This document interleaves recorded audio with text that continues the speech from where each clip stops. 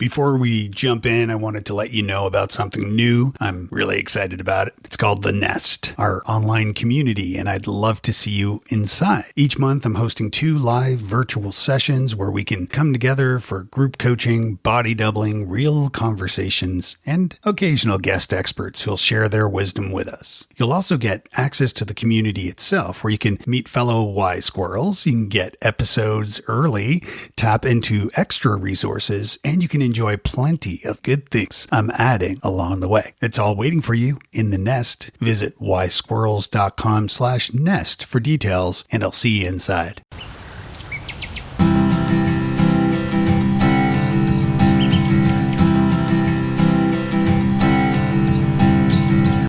Welcome to Wise Squirrels, the podcast for late diagnosed adults with ADHD who are short of breath. I'm your host, Dave Delaney. Don't worry, you can still listen if you are not short of breath. If this is your first episode, I apologize. This is highly unusual. Well, I don't know if it's highly unusual. It would be highly unusual if there was somebody else's voice talking right now. But first of all, I wanted to kick things off today by wishing you a Happy New Year.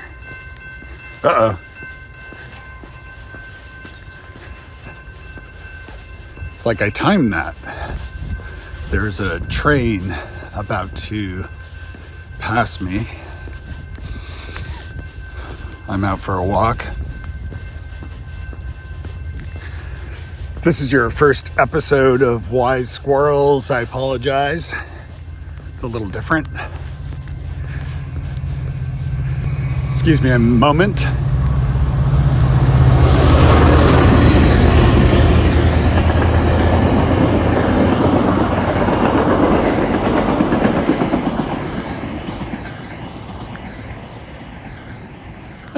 That's better.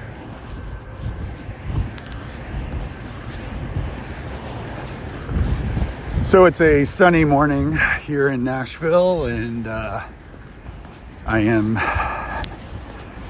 back at it after some delay of getting exercise. It's quite early, probably about 8 a.m. or so. And one of the things, it's not really a resolution so much as it's just like I gotta get my ass in gear. And for quite a while I was doing these I was really committed to these morning walks, regardless of the weather. Today's quite a pretty day. It's cold, but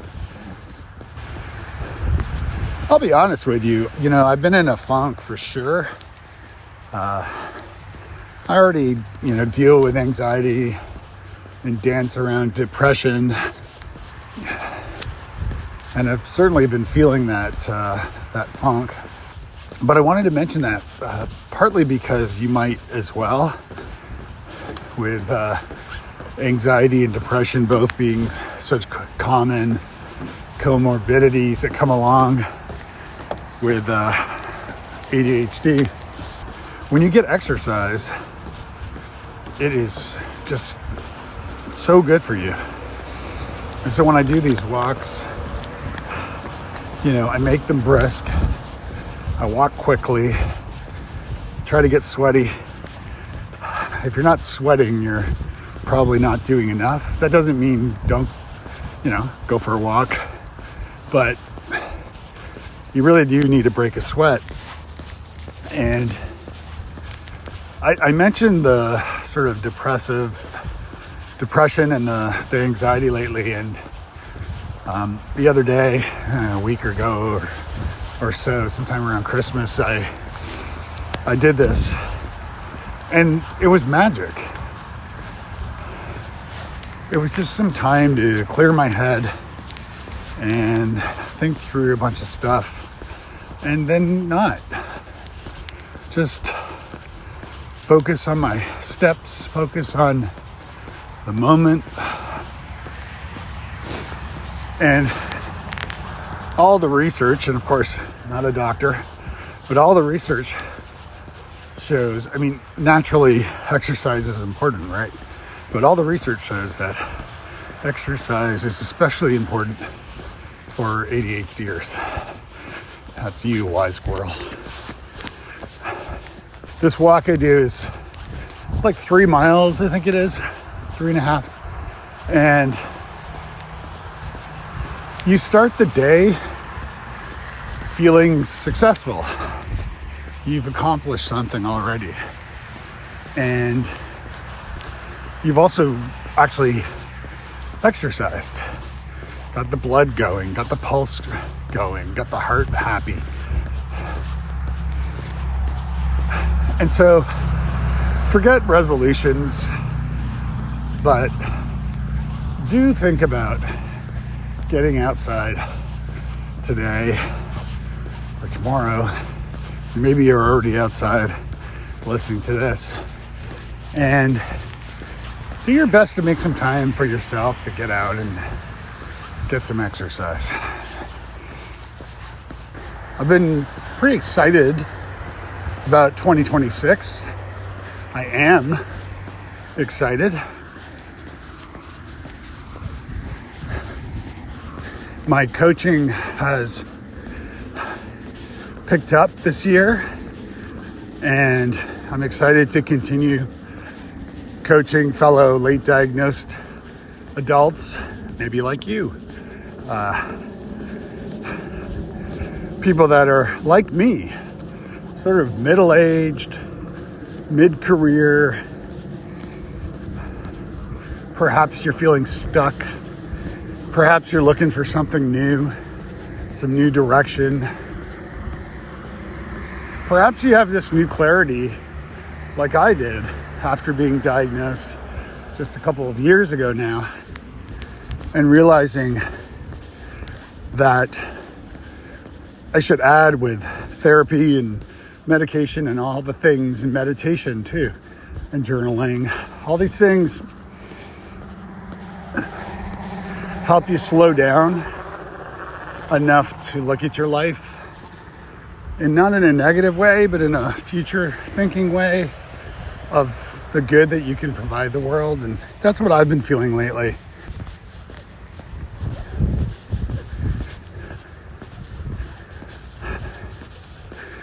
So I'm excited. And as always, or, upon availability, I should add, but as always, I try to offer what I call a good fit coaching session, which is no strings, a free coaching session. I'm looking for new coaching clients. And if you're feeling stuck in your career or stuck with your business, I can help you get unstuck. And if you have a business or you work for a company and you're trying to find ways to improve your marketing, your communications, I can help you with that too. Do I guarantee results? Of course not. Only somebody dishonest would do that. And there is so much of that online these days, so much snake oil, it's insane. So what I always recommend people do is go over to futureforth.com, or you can get there from wisesquirrels.com, click the link, and you can read testimonials that are actually directly from my LinkedIn profile. So these are real recommendations from real people, and you can find those on my LinkedIn profile if you like. That way you can message those folks and ask some questions. Morning.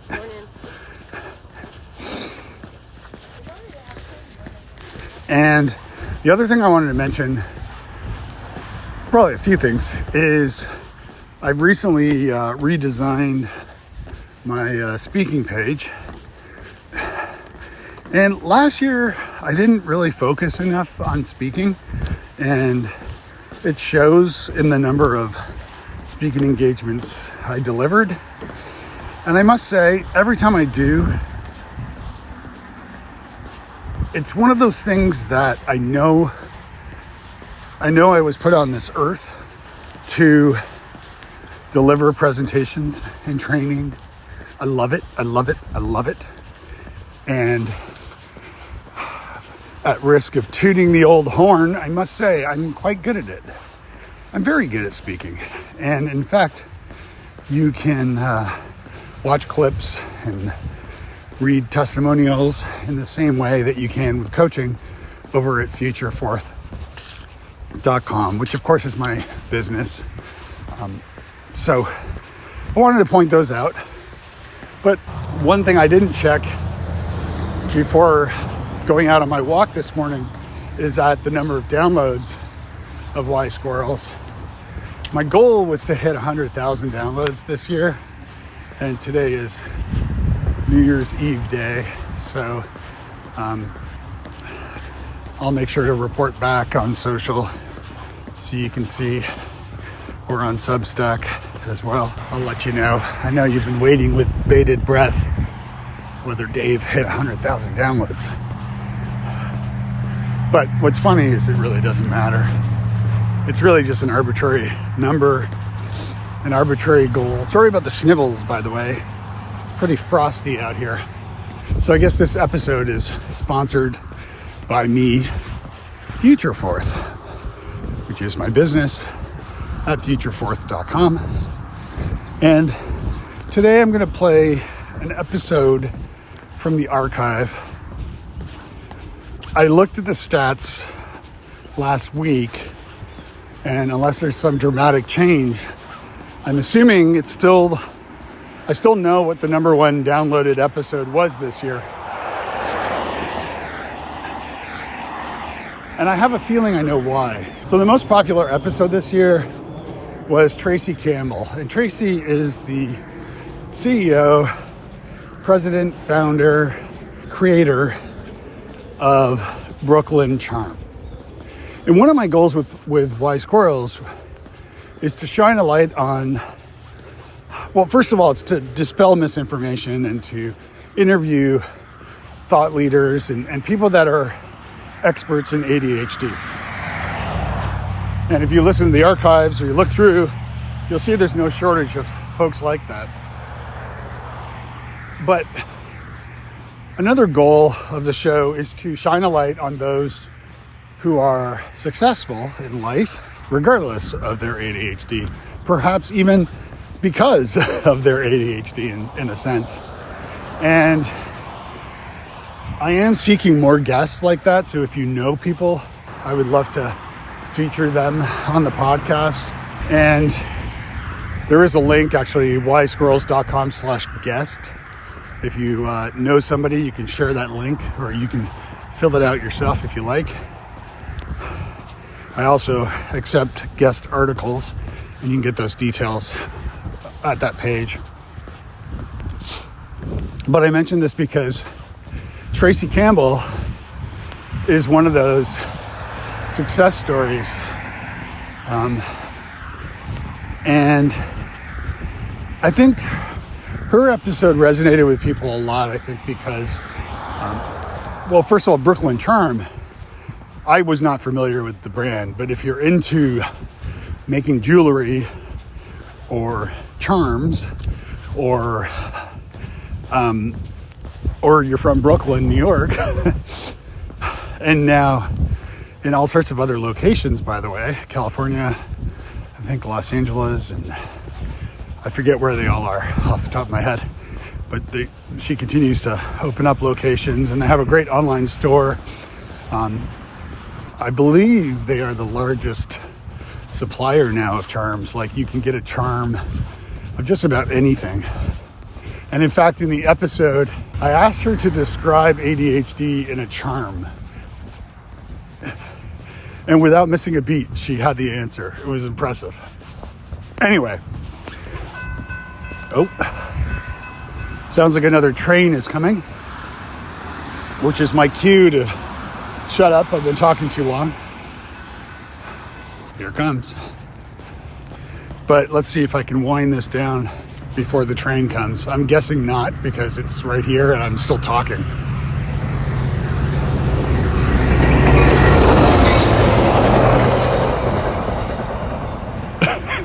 Did you actually think that I would wrap up this introduction before the train got here? Did you really think that? Come on, you know me. I think this episode really resonated with people because, for one, she's female and more women are being diagnosed now. Two, she's awesome and a ton of fun to talk with. Three, she's well known in the charm space or jewelry maker space. And in addition to this, she's a very successful entrepreneur and business owner. This is something to be celebrated because we don't hear enough about those wise squirrels with their own businesses who are successful. We hear about the big names, people that I would love to have on the podcast, by the way, people like Richard Branson and Sarah Blakely and many others who are very successful entrepreneurs who have ADHD.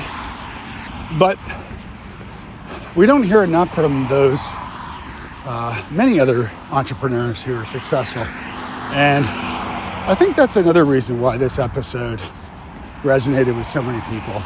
I think for ADHDers, the stat that I recall is that we're 60 to 80% more likely to have entrepreneurial intentions and about 100% more likely to start some business at some point. And maybe this is you too. Maybe you have a business as well. Maybe you're struggling. And once again, I can help you with that. Head over to futureforth.com, sign up for a good fit coaching session, and let's see if I can give you some ideas to move forward. And of course, if it's a good fit, join me, become a coaching client. Okay, the last plug I will do here before playing this interview with Tracie Campbell is I wanted to mention the Nest. If you haven't joined yet, you can visit wisesquirrels.com/nest. That is our online community. We have a handful of early adopter founding members. I expect many more will join in the coming weeks, months. And at some point, I'll probably have to turn off new memberships because I expect many people will be joining. Okay. Happy New Year, friend. Keep smiling. Stay positive. The future's bright and even brighter with you in it. So keep pushing forward. I'll talk to you soon. And now from the archive, my interview with Brooklyn Charms, Tracie Campbell. My name's Tracie Campbell. I own a jewelry company based here in California, and we have one in New York as well, in Brooklyn. So we specialize in customized jewelry at an affordable price point, and I have been doing that business concept as Brooklyn Charm for the last 15 years, but I have been making jewelry for 25 years or so, long time. So that's awesome. Yeah. I was reading that you started jewelry making at 15 years old. Did you ever think to look back at that and just go oh, wow, that was maybe the ADHD energy that helped you kind of hyper focus on creating jewelry and things? Absolutely. It is the ultimate hyper focus that I have. Oh, yeah. Maybe sometimes over even parenting my child, probably. Well, it's great though. I mean, I think, we all have to find, different ways to channel who we are. And, if we can do that into our businesses or our jobs, at least, to have good sound careers, I think, that's a great thing. And yeah, tell me about the business a little bit, because you've had incredible success. Tell me about some of those successes. Well, When I opened my store in Brooklyn in Williamsburg in 2010, I would say that it was like the peak hipster era of Brooklyn. Yeah. And so that was like when Williamsburg was still kind of like cool is the best way that I can put it. And so I like to think that I was like one of those fun, cool stores that opened up during that time. I mean, we had like a gallery down the street, like, dog supply place, Japanese market. I was just off the main drag, so I wasn't paying high rent like some of our neighbors were. So Mhm. I feel like I lived in New York City and opened my business during like a really special time in history in New York, and it was coming off the curtails of the '08 crash. And I was in an industry that again was like affordable, right? So maybe fine jewelry, luxury brands, all these companies that were like focused on like big ticket money items. I was, pushing a product that even if someone was broke or lost their job, like just put that on the credit card and we'll pay that off later. Yeah, yeah. And you've done cool collaborations and things with like Forbes and Broadway and Chicago, the show Chicago.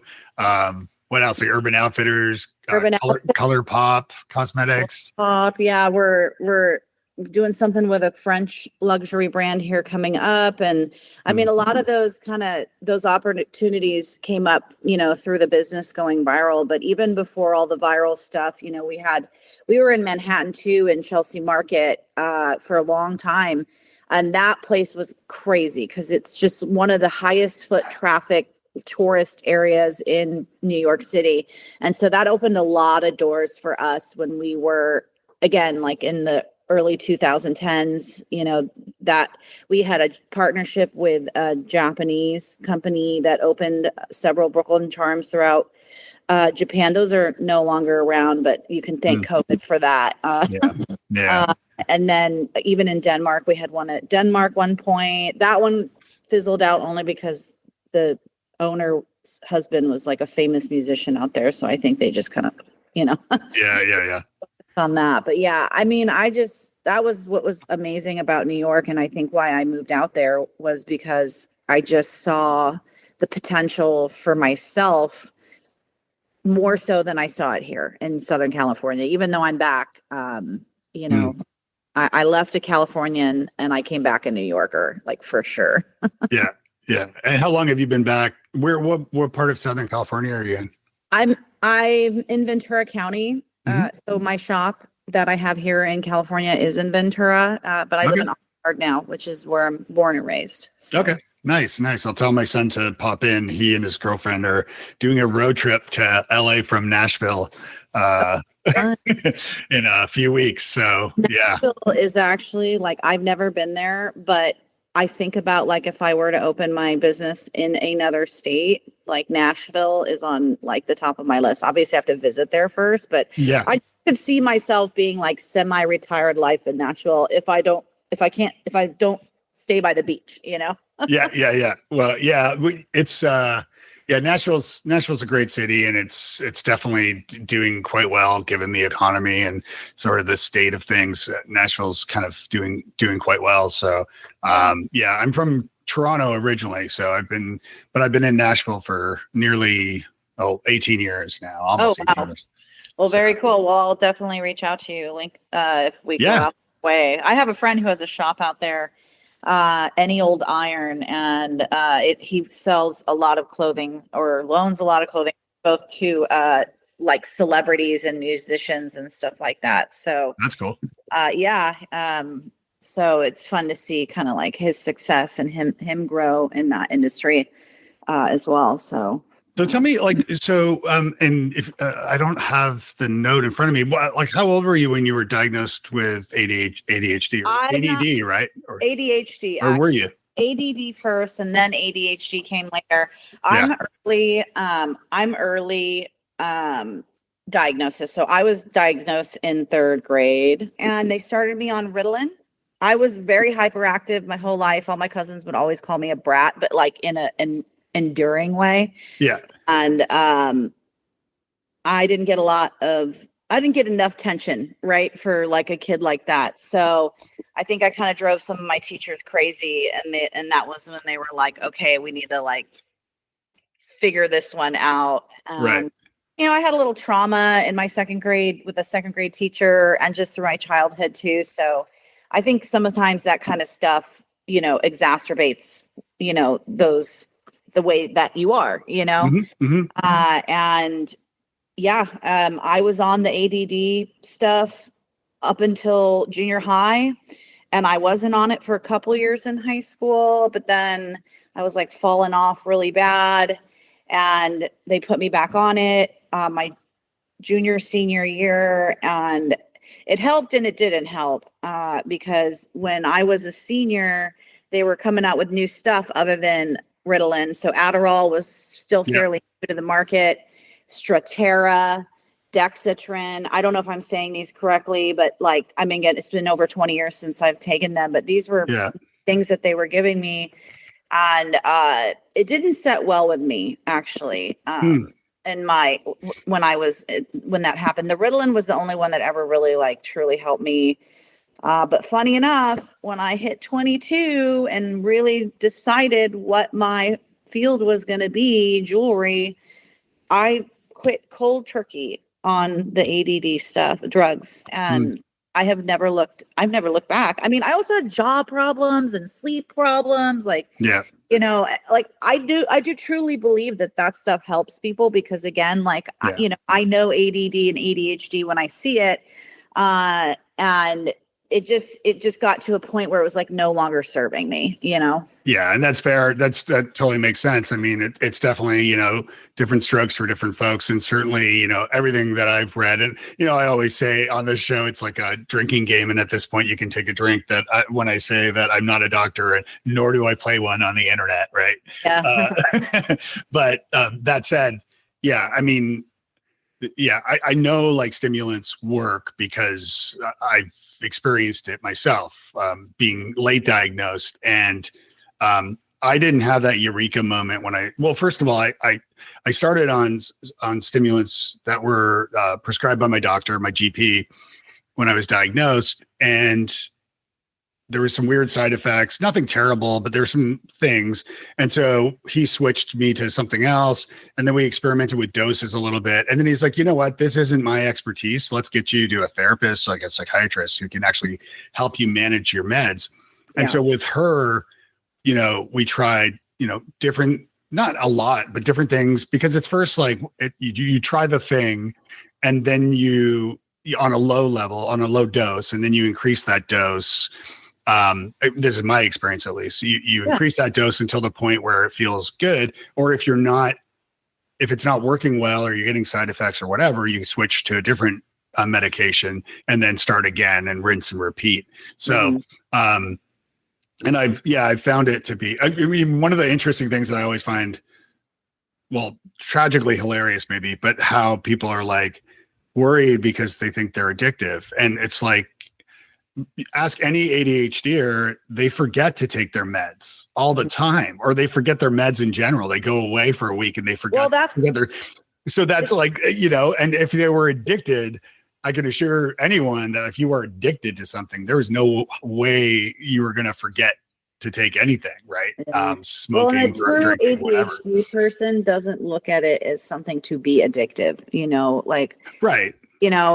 I had a friend in college who wanted a pill, and I gave her one, and she crunched it up and snorted it in front of me, and I was like, never again am I letting anyone have this. I was shocked. I'm like, I've been taking this stuff since I was in third grade, and I'm like, why are you doing that? And she's just like, it gets to me faster. And I'm like, this is not a party drug. This is not. No. Yeah. And yeah, no, exactly. And it didn't work out very well with that roommate anyways. So yeah, it sounds like it may not have. That would be my game. If I was a big gambling person, I would say, exactly. Yeah. So, but she did, she looked at it, she viewed it as a drug, and I did not, it was just, it was a different substance for me. And it was to help me with my own, productivity and coping mechanisms for things that triggered my ADHD. And that's the thing too, is finding out what triggers that too, right? Because it's not like the ADHD is on all the time, you have moments where you're totally feeling focused and have calmness and, and then all of a sudden, like, it comes out of nowhere and it's like a rush of feeling it almost. And then it's like, wait, why can I not focus on anything right now? And it's like, sometimes it's two noises going on at once, or, hearing bad news or, Yeah. so, there's so many. So I find that does happen where I mean, well, this podcast is a great example, right? Like, I do it all myself. I edit the show myself. I do it all. I probably should outsource some of it, or get somebody to help me with some of this, but it's a labor of love. I mean, I love podcasting. I studied radio and television broadcasting. I've been podcasting 20 years, this October. This show's obviously new. It's only been around a couple of years since I was diagnosed, but I love the topic, and I love, my point to it though, is that, like, with hyper focus, something, the kids call flow. Yeah. Everybody's, I'm trying to get to my flow state. And it's like, well, ADHDers have no problem with flow. The only problem is we start to flow into, like, we fall down rabbit holes and get distracted by things that we maybe shouldn't be doing. Right. Not bad things necessarily, but just like, you think of a new design and then you're like, what is the name of that color? Or what is, and is that color a popular color this year? And look at the different Pantone codes or colors. And I'm always working at like 5 projects at once when I'm like in that's my common mode too. So yeah.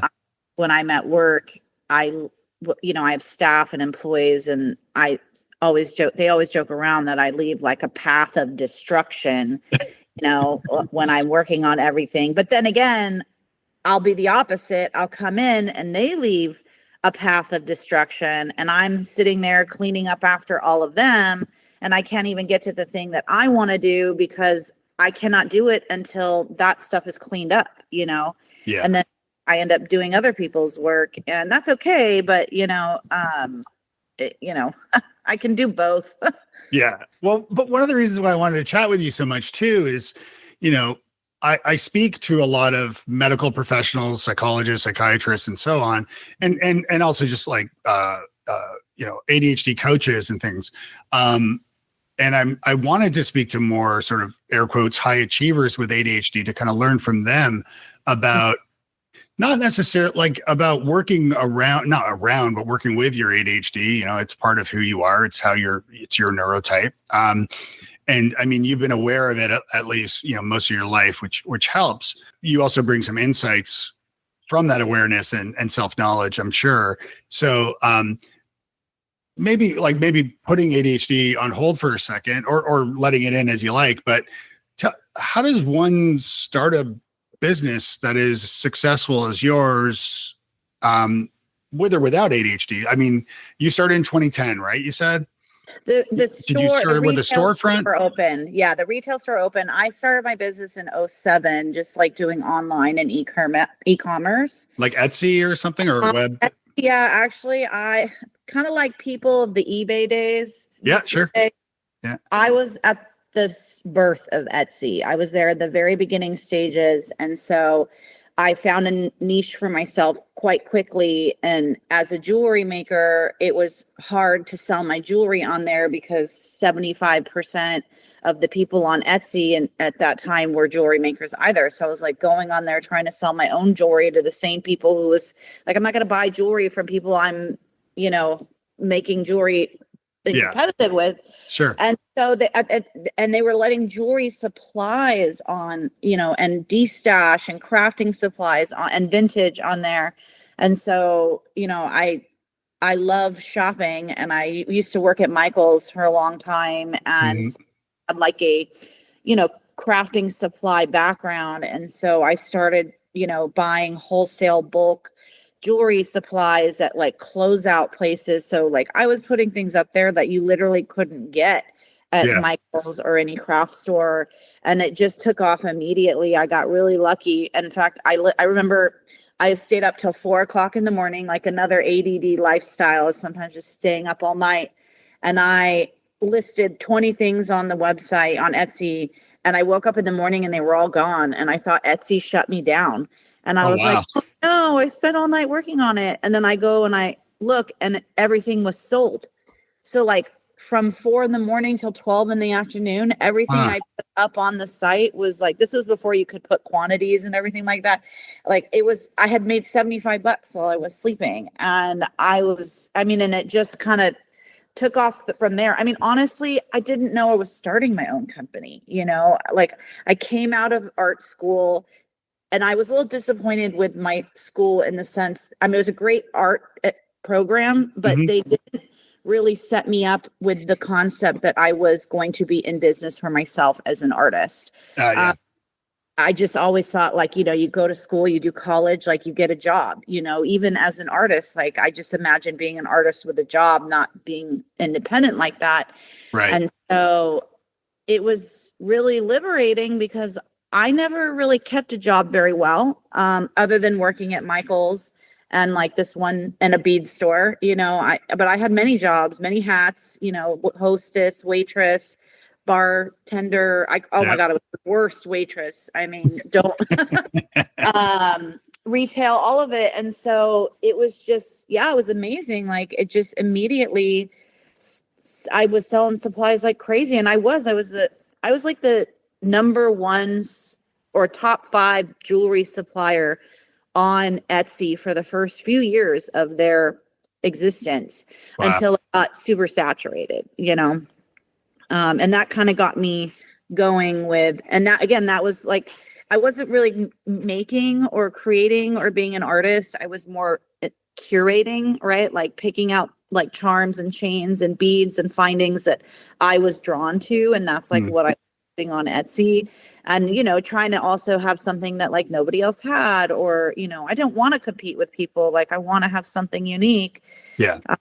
So that was like the root of the early success. That's amazing. That's amazing. Did you have like, it's funny, actually, I set up an Etsy store when my daughter was like, I think 11 or 12. And her and her friend were making all this slime all the time. Like, during that craze, they were making tons of homemade slime. And so I taught them, like, I managed it all for them, but I created an Etsy store, and we sold the slime. We shipped it to Switzerland, even. And it wasn't my brother who lives there. It was someone stranger bought it. And so we were like selling slime online. It was just such a cool thing, because I wanted them to see sort of the opportunities out there with, online businesses and entrepreneurship and things. Cause I think, obviously there's a lot to be had. Did you have like a mentor, parents, like or family member? Like, who was it that, or was it just you reading books and thinking, okay, if I do this or this, or? I mean, I had help along the way for sure. I mean, my parents, helped me with start. In fact, I borrowed like $200 from my mom and went and bought all the supplies and was able to pay her back immediately. And then my husband, now he was my boyfriend at the time, he's my business partner basically. And he's been, there with me all through the way, and incredibly supportive. In fact, he's building out our register for the Venice Beach location as we speak. So that's amazing. I'm not a good reader because, again, ADD, like reading is tough for me. I don't even necessarily have the attention span for podcasts either, because my brain just goes off in other directions, and then and then I'm like, wait, what did they just say? Yeah. So I read a lot of magazines working at the craft stores, and I'm very much self-taught in the like crafting jewelry area. And I went to art school, and I did put an emphasis in metalsmithing. So, I do have a more like formal education on silversmithing and metals and materials and all that stuff. So again, that was what was kind of neat. Like no mentor, just like a passion for something, like my daughter even said the other day, she's like, Mom, you're obsessed, and I'm like, well, that's great though. I mean, you found your thing, which is, I mean, a lot of people are still looking for theirs, right? And maybe you won't find it. Like a lot of people, search through their lives. So it's fantastic that you did that. What about like opening a brick and mortar business? Because I mean, it's a hell of a lot easier to open an online store, especially with a platform like Etsy or eBay or whatever it is these days, marketplace or what have you. So, at some point you're like, I need to sell this from a store, or how did that happen? Yeah, so selling online was good and all, right? But I hit a plateau, and there was just a point where, like, for a couple of years living in New York City, I couldn't get my bank account over a certain amount, and it was just like stuck at $4,000 for like 2 or 3 years. And so I was like, what do I do to, further this? And I was actually selling my own jewelry at a local artisan market on the weekends. That, again, you're competing against so many other jewelry makers, so that was tough. And so I was like having this, like, small success with selling supplies online, breaking even, barely making it, selling my own jewelry designs. Because again, I was more avant-garde with my jewelry. So when I would make jewelry, I would make actually like stuff that people would put in magazines or use in fashion shows. And, it's hard to push that stuff if you're not well connected. And so when I was doing the marketplaces, I was like, what if I put my charms out? Because people were always asking me, can I switch that charm, or can you shorten that chain, or and I was always willing to do it because I wanted to make the sale. And I would notice that my fellow jewelry makers in the market, they were like, no, you buy it like this, and not that they're, because there's like an ego that comes with it, and like, I like to think I don't really have that kind of ego. So I was totally willing to like alter this stuff in order to like make the sale. And I think that's like where the marriage came. It was like, well, let's take like my willingness to, be flexible on the work that I put into it and give them the chance to kind of like dictate what they want in it. And actually the venue that I was doing it in, they wouldn't let me do it at first when I applied, because they were like, oh, it exposes like what it costs to make jewelry. They did not let me do it. And so I ended up doing it at another market, and that, like, the first day I did it at that other market, it was like instantly successful. Wow. And I was all by myself doing it. And it was so Mickey Mouse compared to the way that I do it now. Like, I had spools of chain and I was like cutting them and like assembling them on site. And now everything's already pre-made, like the chain stuff, and ready to go. But I definitely was like, figuring that out in the beginning. And then as soon as I did well with the Brooklyn flea location, or the other location, Artisan Fleas, they kind of were like, all right, let's bring you in and do the concept. And that again, kind of like doing Etsy, it instantly, became like an income for me. And like within a year of introducing the concept, that's when we opened the store. What year was that you opened the store? Was that 2010? Okay. Yeah. 20. And I wasn't really setting out to open a retail store. I wasn't really setting out to have that quote unquote business. I was just like pursuing this thing that I love doing, and one thing I really like pride myself in, one of my accomplishments in life is like when I moved to New York City, I did not have a job. I worked for myself. So I never actually worked for anyone. Good for you. Wow. When I was living in New York. So yeah. That's amazing. Were there times when, like, whatever the circumstances, just where you wanted to throw it all out and just quit? Like, have you? That's like once a week.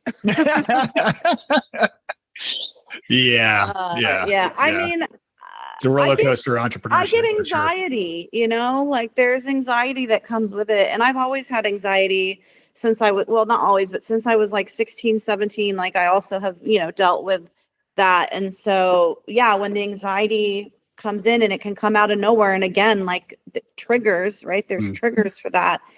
And you just, it's like this overwhelming sensation. I mean, I have so much stuff, like so many beads and so many charms. And like, sometimes when I'm going through it all, and I'm just like, I'll die before I ever get to see everything that I own, like I won't ever get to go through it all, because it's just so much. And it just, So it's amazing. I was going to say too, with the anxiety piece, I mean, that is a common comorbidity of ADHD as well as depression. Like those two are the most popular, my understanding. But there are others too, but with those, and that, Yeah, this is what I've learned because I have anxiety and some depression as well. So like, but what I've learned in this journey is that treating the ADHD is kind of the core. In fact, I just had a guest. I just published an interview with Dr. Alan Graham, and he talked about that too. Where like, if you don't treat the ADHD or you're not aware of it, especially for undiagnosed people, then you can keep treating the anxiety and depression all you like, but it's going to keep kind of coming back without treating the ADHD as well, or at least like teaching people about the ADHD, because that's one of the strange bedfellows that comes along with it. Mm-hmm. Yay! I know. Yeah. And I definitely went through that in high school, and I was seeing a therapist, and had depression, was on antidepressants. I had insomnia for 2 weeks. Actually, the insomnia came from one of the ADD drugs that was given to me. I want to say it was the Strattera one, but I took it the first day. I was fine. And I was like, oh, wow, this is great. Like, I don't really feel it. I just, that's what I didn't want to do. I didn't want to feel the speedy part of it, and sometimes that would be, I'd be clenching. And so that was like, oh, wow, day one, this is a relief from that. Cause I think I was on Adderall for a little bit before that. And then then day two came, and I straight up did not sleep that night. And then I did not sleep for almost 2 weeks. Or if I did, I slept for like an hour at a time. And that's when the depression actually started, was like when you are up alone with yourself and your thoughts, and like, there's nothing that you can really do. Were you talking to your doctor at the time to I let them know?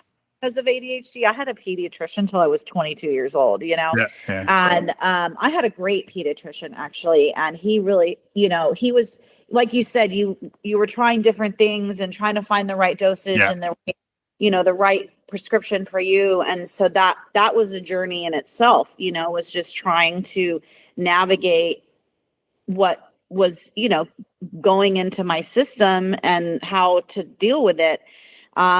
Ultimately they ended up prescribing me Ambien. And I took an Ambien, and I slept for like a day and a half or something. Sounds like you needed it for sure. Yeah.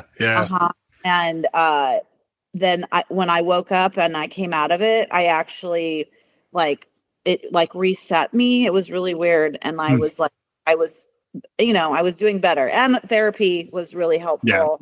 So he and again, we kind of just wound up back at Ritalin at the end of it, because it really was the one that was the least, I had TMJ too. So if I was clenching, and that I didn't clench on Ritalin basically, or have trouble sleeping. So I have you got me thinking about, because I'm an entrepreneur too. So from running a business and sort of a DIY sort of mindset, which is kind of what I've always approached everything I do with, where you're, there comes a point when you do have to start hiring or outsourcing or what have you.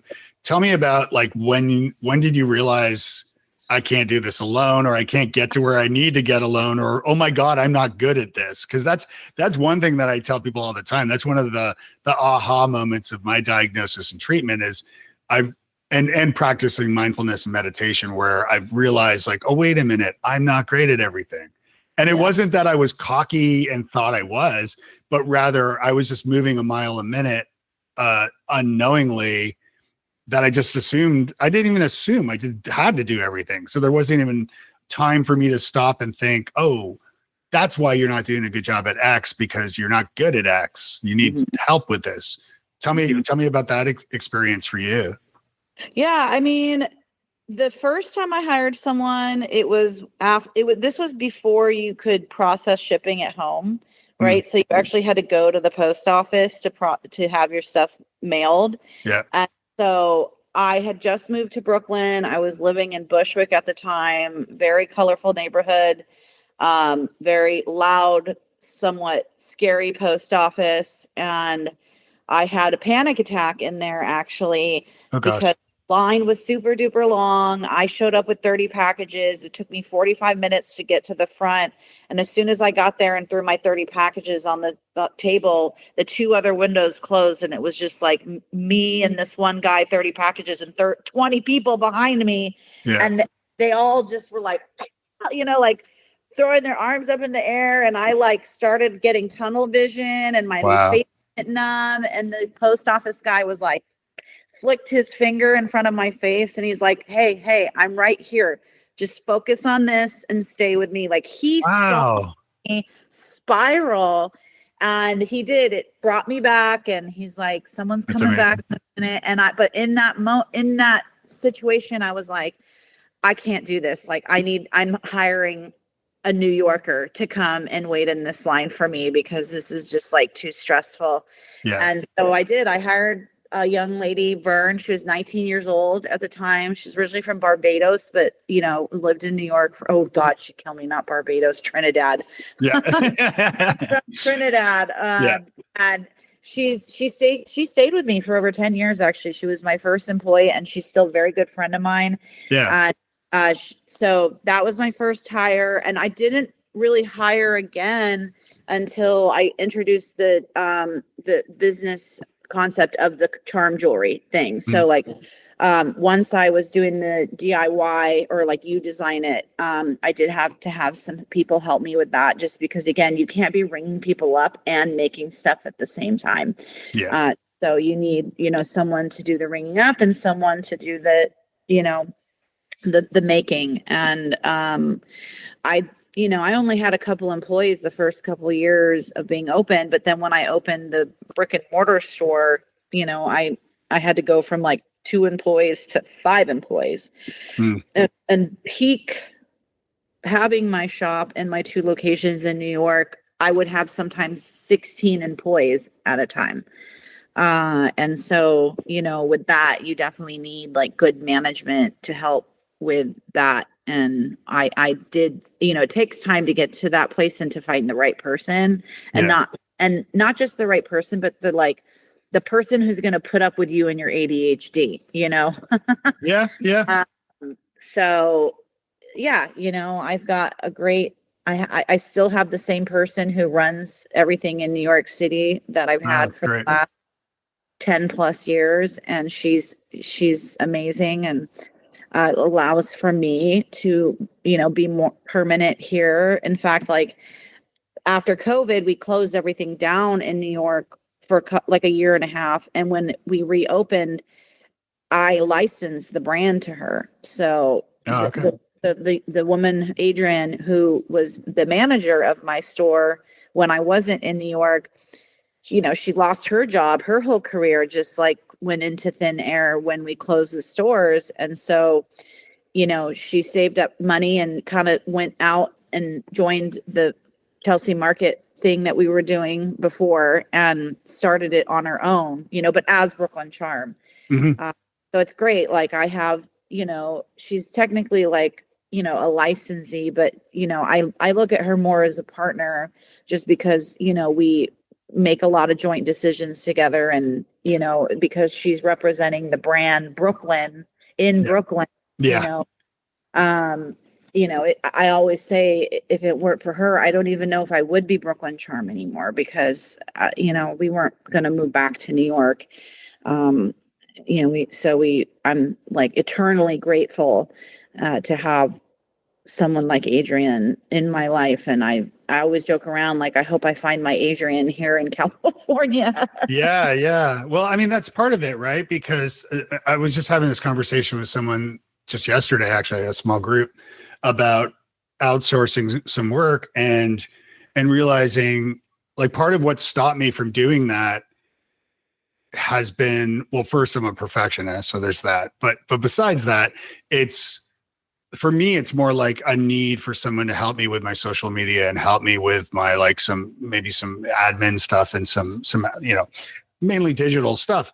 But a lot of times, folks are, you don't know who is best for this. And there's a lot of online services and things where you can hire people, but like, I feel it's sort of like a CRM, setting up a CRM where like, I don't want to like spend all this time teaching someone how to do everything and then they don't do a good job. And then I've got to rinse and repeat it all over again to find someone else, and all that time wasted and money wasted when I should have I've just been been doing there. it myself. Yeah. Yeah, I've been there for sure. Tell me about like your strengths, as far as, obviously you're very creative and you're obviously a great, talented jeweler. But besides that, as far as like running a business goes, like what are the areas that you're best at or weakest at, as far as like all these things? Cause I guess you have to understand your strengths well enough on, there's a great book, the E-Myth manifesto, or not manifesto, but E-Myth. It's mainly about, it's about entrepreneurship. And in it, I only remember this, like, it's a fictitious story in it, but it's like one that resonates with so many people, which is, and I've heard others share it. Lots of entrepreneurs say this, basically the same story, which is, woman loves baking cupcakes. She opens, starts selling cupcakes from her house. Then she starts, similar to what you're doing, and then she opens a bakery. And next thing she knows, like, she's so successful that she's suddenly managing people only, and the books and all that stuff. And she's so taxed with that and recruiting and replacing and all that stuff that she's lost her any time to actually bake and create the stuff that she's most passionate about. And so she's miserable because now all she's doing is managing people, which is, a great talent to have for some. But does that resonate with you? Yeah. Oh yeah. 100%.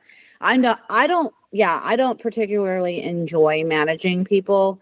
I'm not saying that I'm not good at it.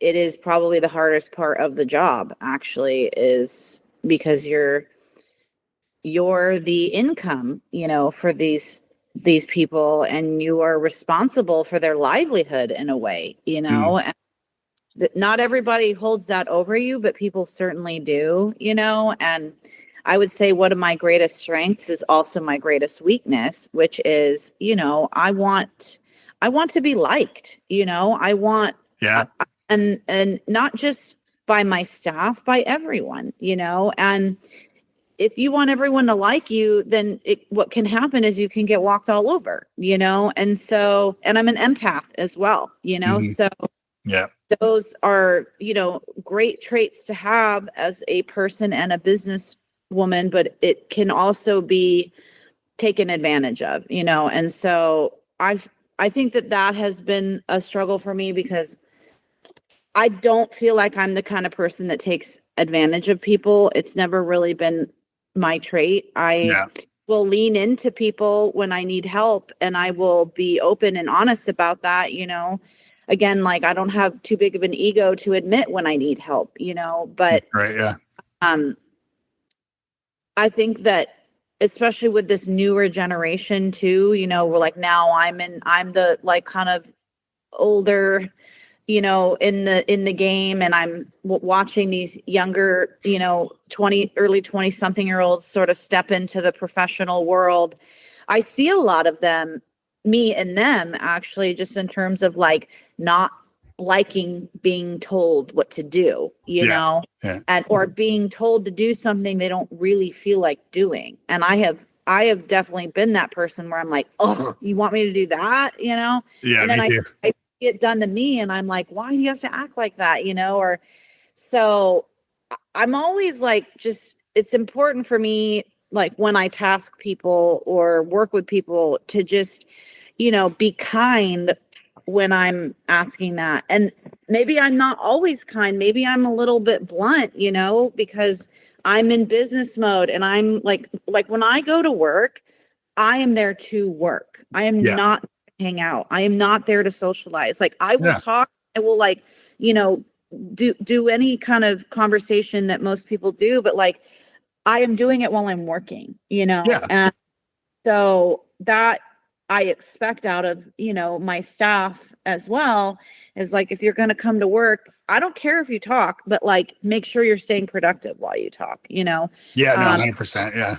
I find the people pleasing and empath sort of aspects intriguing, and I don't know with any sort of science study. Mhm. What I do know is that like the study, I think I think it's something to the effect of like a 10-year-old with ADHD or ADD, same difference these days, I guess. Yeah. Same thing. It's just ADHD. It's a new name. A 10-year-old with ADD or ADHD, whatever you want to call it, has received something like 20,000 negative feedback from like teachers and parents and other adults by the time they're 10 years old. So they've heard way more negative feedback. In addition, in our sort of, I'm 53, but in my generation at least, my parents were not diagnosed, but we do know that it's something like 75 or 80% chances or that it's almost as heritable as height, meaning that like one or both of your parents quite likely has ADHD as well if you do. But with undiagnosed and untreated ADHD, that can lead to, difficult people sometimes for whatever reasons with, whether it's addictions or impulsivity or whatever. So therefore, and this is where like, I don't know statistically or anything, but I feel like I do know that we Wise Squirrels or ADHDers do tend to experience more trauma as children. Yeah. And certainly I did as well. But I also think that this is the part where my theory comes in, which I'm curious about. I have learned through therapy that I became a people pleaser in part because of the trauma that I had as a kid. And so that kind of made me realize that if David's a good boy and I'm pleasing everybody, then I'll get ahead. And I don't like drama. I don't like conflict. I'm a pacifist, all these things. And so, but it makes, and you were saying, and I'm very empathetic as well. So you were saying something similar there in a little while. And you made me think of it when you had this panic attack where you have like 20, 30 people upset with you behind you, and you have this panic attack in a moment. And maybe as somebody who's you mentioned you're a people pleaser, maybe in that moment, the reason why you had that panic attack was because you want to please, you don't want people upset with you. And now you've got 20 or 30 of them. And that to me, not being a psychologist or psychiatrist or doctor I mean, just my spidey sense tells me that would make sense to trigger such a. No, I felt bad for all of them because I just went through it myself, and now they're really in the ringer because they got one person with 30 packages. And all the focus is on me, thank goodness, and like, when I was a kid, I wanted to be like an actress, and, early 90s, like Hollywood, there was like such a fantastical, thing about it. And I think back to it now and I'm like, glad that never happened, because I could never, ever handle the negative part of it, or the bad press, or the, when I'm in trouble, it's like one of the worst feelings on the planet when you feel like you're in trouble, or you feel like you've upset someone. And I get serious, like debilitating anxiety when I feel like I'm in trouble, therefore I hardly ever get in trouble. Well played. In high school, I would get in trouble in like a party way, and I never really felt bad about that. I mean, again, in trouble with hurting someone's feelings or upsetting them or like rubbing them the wrong way, even if you don't like the person. I don't even want the people I don't like to feel like a negative impact from me, because I don't know their story. I don't know why they're acting like a jerk to me, So, I want to get along with everyone. It doesn't mean I do, and being a business owner and a boss, you're going to get people that are going to come in that are not going to agree with your style of management, and then you'll get people who do agree, and the people that do agree are usually the ones that stick around, and the ones that don't agree, they either drag you through hell for who knows how long until they quit or you have to fire them, or they don't last very long and they just like move on to the next thing. And love it. Yeah. If you could design a charm, and I'm watching the time here, I know we're almost wrapping up, but if you could design a charm or jewelry that captures ADHD in a fun, empowering way, what would it look like? God, it would probably be like a spiral within a bursting sun. I love that. Whoa. You like didn't miss a beat there. Have you been Yeah, thinking about this already or? no, I did not. I never thought about that. And I cannot believe I came up with that so quickly. But like, Yeah. and the spiral is that like there's this, I don't know if you listen to Tool at all, but I'm like a big Tool fan. Saw them at Lollapalooza in 1991. Yeah. Oh my God. On the love it. backstage. I've seen them like 4 times in a perfect circle, but like, Yeah, they're great. Spiral out, spiraling, like third eye, just, because there's a spiraling out and then there's a finding your center as well.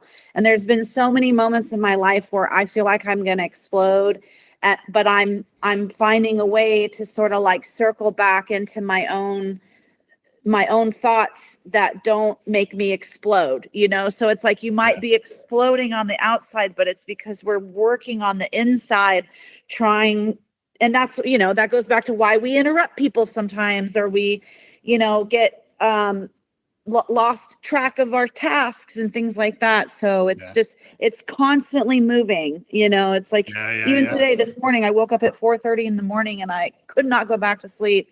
And I was like thinking of a spiral. So I wake up that way too. I'm like, it drives my wife crazy because I'll wake up like, hey, let's talk. She's like, yeah, leave me alone. I just woke up. I can't talk to you for at least an hour. And who can blame her? And then you said the sun, right? Or like a burst or a spark or something that is just like, it doesn't have to be even like symmetrical, just there's an explosion happening, but there's an attempt at inner peace. I love it. This has been so much fun, Tracie. How can people get a hold of you, learn more about what you do? Like, where's the best place for them to go? Instagram and TikTok is, where we're very active through our Brooklyn Charm account. We also have a website where we do jewelry making supplies and customized charm jewelry online. So you can always, have something custom made on the internet. You don't have to be there in person to do it. I would say that we have the largest selection of charms of any custom charm bra you'll ever find online and in person. It's amazing. It's amazing work. I mean, I love it. This is honestly, it's been amazing. So very inspiring. So thanks, Tracie. Yeah, it's fun to talk to someone else who, has an understanding of how this neurodivergent brain works. If you enjoyed the show today, please leave a rating and review. This helps other Wise Squirrels discover the show and reminds me to keep doing this. Do you have questions or comments? Want to share an audio comment or question? Do you have questions about joining the nest, or are you interested in a free coaching session with me? Just visit wisesquirrels.com for details. Support of the podcast comes from our generous sponsors, our guests, and you. Thank you for being here. Without you, I'd be talking to myself, and that's no fun. Hosting for Wise Squirrels is provided by our friends at the Marketing Podcast Network at marketingpodcast.net. You'll find special event invitations, links, show notes, free resources, and a whole bunch more at wisesquirrels.com. And while you're there, sign up for the newsletter. That way you'll never miss another episode. We'll see you soon. Thanks for being here.